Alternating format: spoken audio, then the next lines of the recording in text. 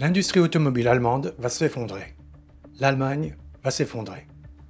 Du moins, l'Allemagne telle que nous l'avons connue jusqu'à présent, a annoncé Gabor Steingart dans les pages du magazine Focus le 15 juillet 2023. L'ancien rédacteur en chef du journal Handelsblatt, puis son éditeur, a tiré la sonnette d'alarme. Selon lui, l'industrie automobile allemande est confrontée à son plus grand défi depuis l'invention du moteur à combustion interne. Une semaine plus tard, le 21 juillet, le Handelsblatt lui-même a publié une analyse détaillée confirmant les observations de son ancien patron. L'Allemagne a de quoi s'inquiéter. Au cours du premier semestre 2023, les marques phares de l'industrie automobile locale, Volkswagen, Audi, BMW et Mercedes-Benz, ont produit plus d'un demi-million de voitures de moins qu'au cours de la même période 4 ans plus tôt, en 2019. Cela représente une baisse de près de 20% de l'ensemble.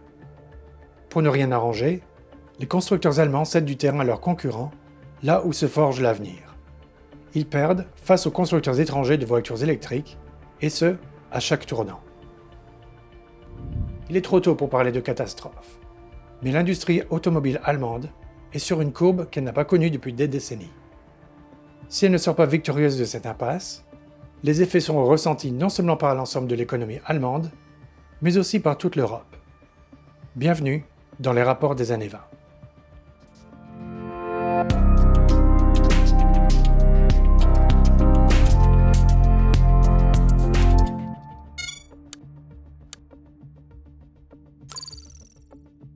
Faute de clients, Volkswagen a dû réduire sa production et ses coûts cet été. Les voitures électriques de luxe de Mercedes, quant à elles, sont en perte de vitesse sur le marché chinois, le marché le plus critique pour le géant de Stuttgart. Audi, quant à lui, n'est pas en mesure de développer sa propre plateforme électronique, conçue pour la nouvelle génération de véhicules électriques. Elle invite donc des entreprises chinoises à coopérer. Dans le même temps, Tesla joue des coudes pour pénétrer le marché allemand.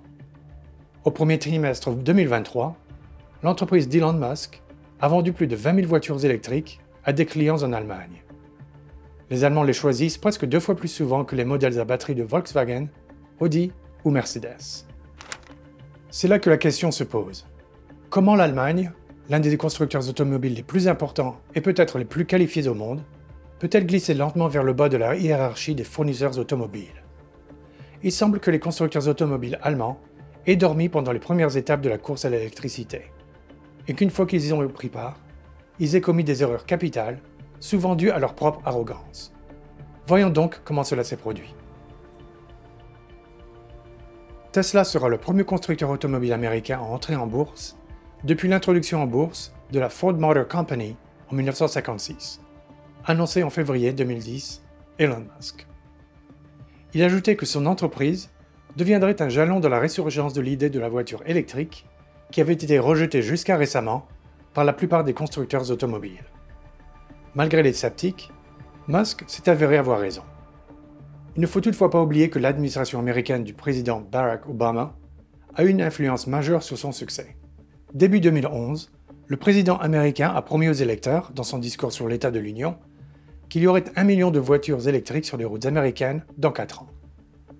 Pour y parvenir, il a accordé 2,4 milliards de dollars de subventions aux constructeurs, principalement Musk, et 1,5 milliard de dollars aux entreprises qui développent les batteries lithium-ion plus efficaces.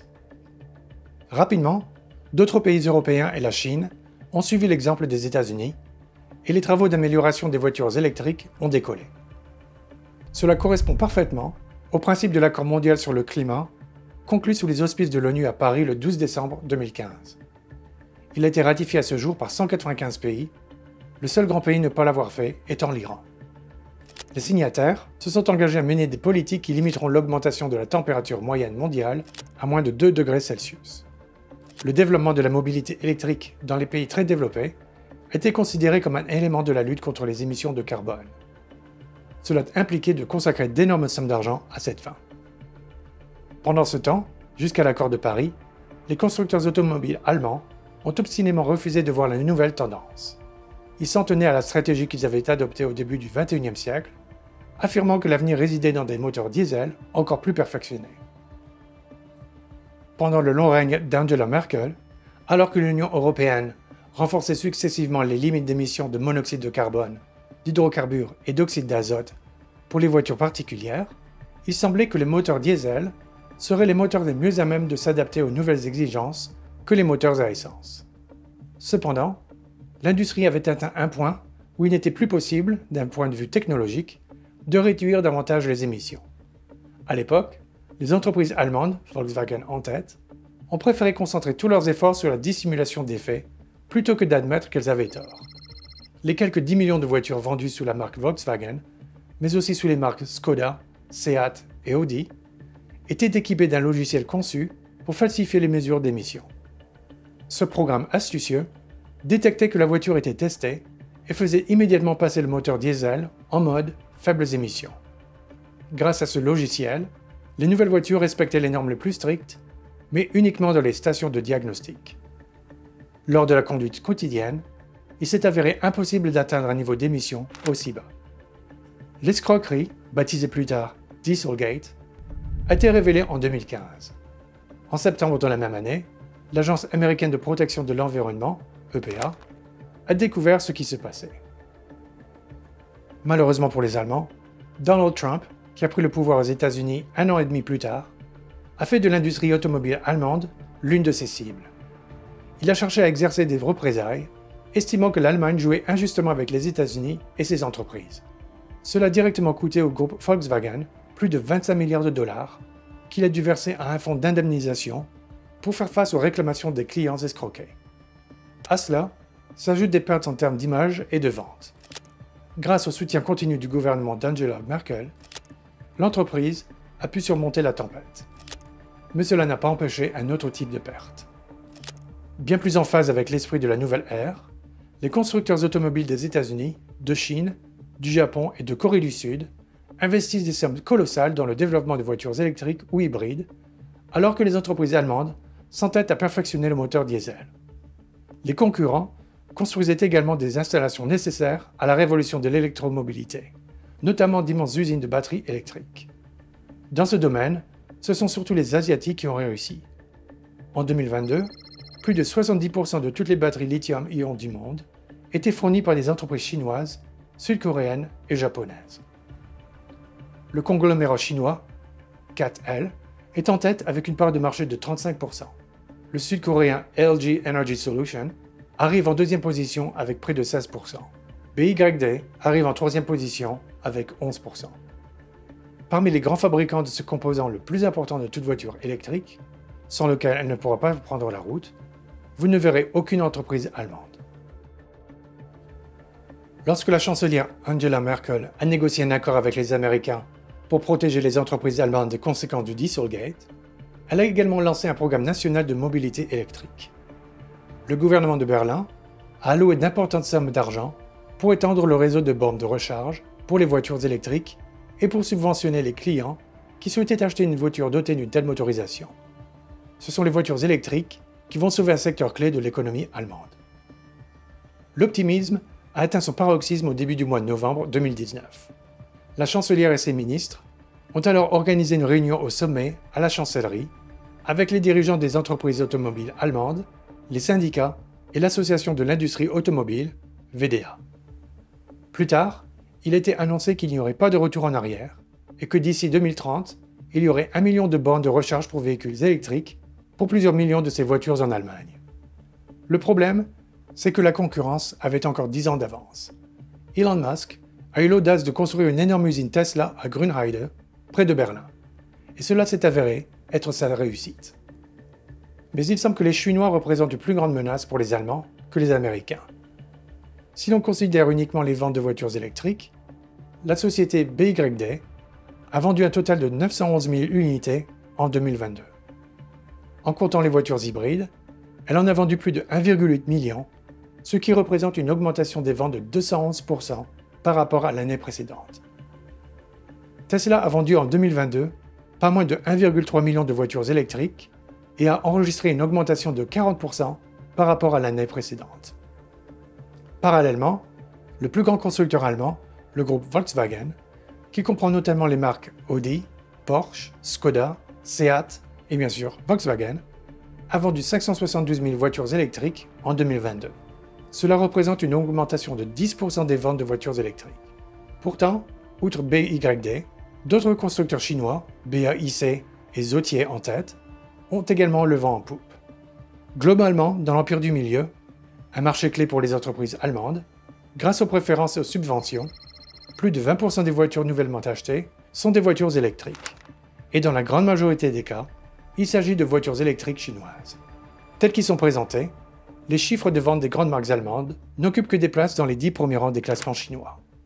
Le diable, comme toujours, se cache dans les détails. Les voitures électriques n'ont besoin ni d'une boîte de vitesse, ni d'un embrayage, ni de tout le système compliqué d'un moteur diesel ou à essence. Donc, des plus belles œuvres de la pensée technique allemande. En lieu et place de ces éléments, des batteries sont indispensables. L'automobile allemande perd ainsi ses plus grands atouts. Elle appartient désormais à d'autres, les Américains et les Asiatiques, principalement les Chinois. Certes, ce sont les institutions de l'Union européenne, avec un très fort lobbying allemand, qui ont adopté une directive interdisant l'immatriculation de nouvelles voitures particulières à moteur à combustion interne sur le vieux continent à partir de 2035. Cependant, contrairement aux attentes de Berlin, ce ne sont pas les constructeurs allemands qui en profiteront le plus, mais les constructeurs américains et asiatiques. L'année dernière, Herbert Diess, PDG de Volkswagen, a annoncé un investissement massif dans la construction de 6 grandes usines de batteries. Mais il ne sera pas facile de rattraper une décennie de retard. Si cet exploit n'est pas réalisé, nous pourrions assister au crépuscule de l'industrie automobile allemande et peut-être même, comme l'affirme Steingart, à la fin de l'Allemagne telle que nous la connaissons. Mais cela dépend-il vraiment d'une seule industrie en Allemagne? Commençons par le fait que l'industrie automobile est le principal moteur de l'économie allemande depuis plusieurs décennies. Son importance n'a fait que croître depuis 1990. Il y a 30 ans, l'industrie automobile de l'Allemagne unifiée représentait 3% du PIB annuel de l'Allemagne. Aujourd'hui, elle représente environ 4,7% et indirectement jusqu'à 7,5% du PIB si l'on inclut les fournisseurs de l'industrie automobile. Dans aucune autre des économies les plus développées du monde, l'industrie automobile n'est aussi cruciale qu'en Allemagne.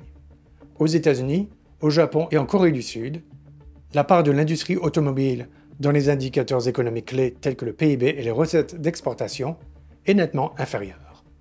En Allemagne, les usines automobiles employaient 750 000 personnes en 1992. Aujourd'hui, ce chiffre avoisine les 900 000 et atteint même les 1,7 million si l'on tient compte des sous-traitants.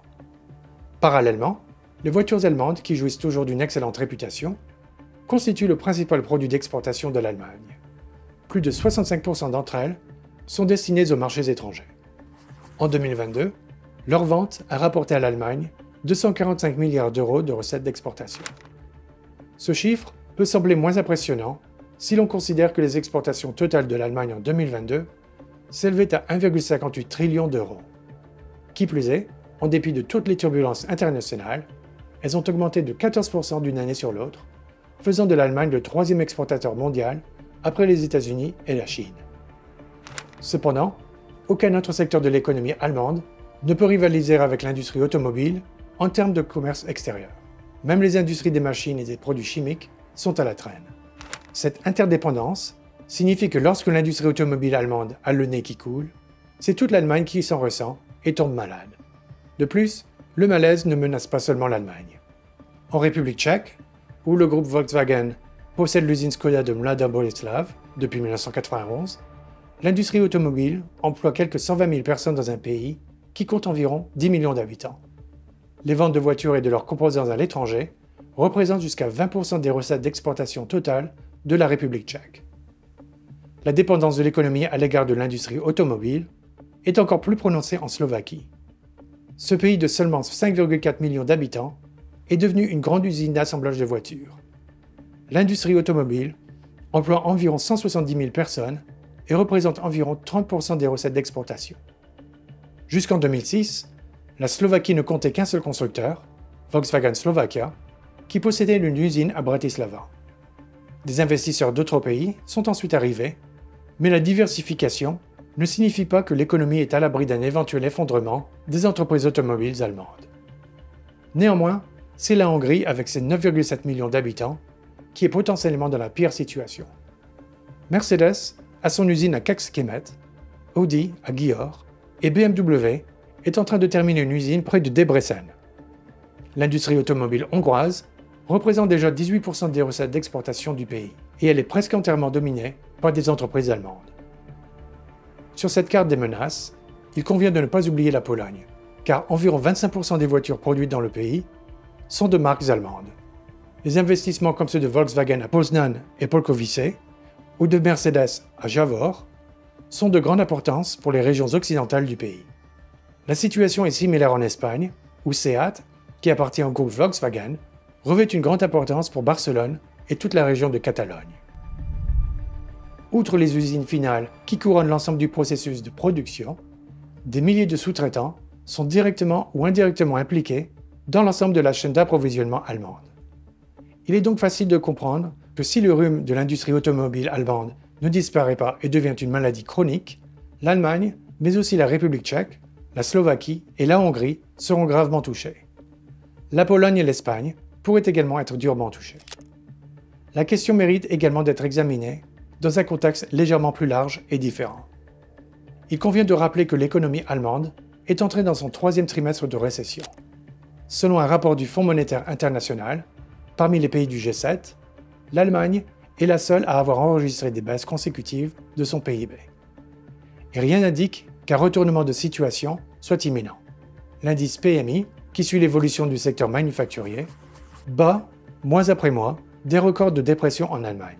Alors que 50 points indiquent un niveau neutre, il est tombé à 38,8 points en juillet 2023. Bref, le pessimisme s'est installé entre l'Oder et le Rhin, et les nouvelles alarmantes de l'industrie automobile ne font que l'accentuer. La récession menace de se transformer en crise, et la crise économique en crise politique. Le premier symptôme en est le soutien rapidement croissant au parti AfD, Alternative für Deutschland. Quelques 22% des personnes interrogées envisagent déjà de voter pour ce parti d'extrême droite, qui est resté jusqu'à présent en marge de la vie politique. Dans les sondages, l'AfD a dépassé le SPD, les sociaux-démocrates et les Verts, et seule la CDU-CSU le devance encore. Depuis le milieu du siècle dernier, les fondements de la démocratie allemande sont la prospérité économique et la sécurité sociale. Lorsque l'on craint que ces deux fondements ne commencent à s'effondrer, la nervosité s'installe et l'on cherche des alternatives. La santé économique et la prévisibilité de l'Allemagne soutiennent également la zone euro dans son ensemble. D'autant plus que la Grèce, l'Italie et l'Espagne, tous des pays de l'euro, sont lourdement endettés. Jusqu'à présent, la force économique du Nord a équilibré la faiblesse du Sud. Si cet équilibre est rompu, l'ensemble de la structure commencera à vaciller. Berlin semble prendre conscience de ce problème. À la mi-mai, à l'issue d'une réunion organisée sous les auspices de l'Association allemande de l'industrie automobile, VDA, les constructeurs automobiles et leurs fournisseurs ont annoncé qu'ils investiraient la somme colossale de 250 milliards d'euros dans la recherche et le développement de nouvelles technologies d'ici à 2027. Une somme presque 2 fois supérieure au budget annuel de la Pologne, par exemple, devrait permettre la naissance de voitures et de batteries innovantes bien meilleures que celles actuellement disponibles sur le marché. Les Allemands ont donc relevé le défi que leur avait lancé Musk, les Chinois, les Japonais ou les Coréens. Mais est-ce un peu trop tard? Nous le saurons qu'en voyant les prochaines étapes de cette course, dont l'avenir est en jeu non seulement pour l'Allemagne, mais aussi pour toute l'Europe.